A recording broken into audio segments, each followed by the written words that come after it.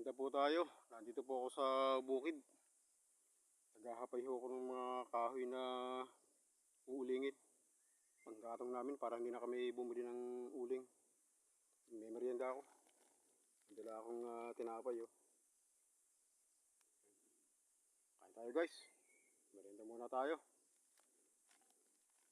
Dito tayo sa bukid. Nagpapahinga.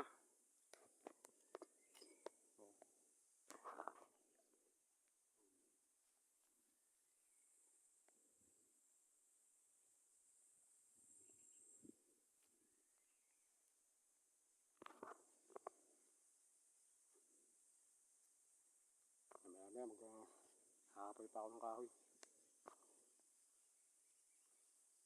Susunod na mga upload ko yung paggagawa ng uling yung i-upload natin. Sabi, mahirap. Hindi basta-basta gumawa ng uling. Sobrang hirap. Nakakapagod talaga. Merienda muna tayo.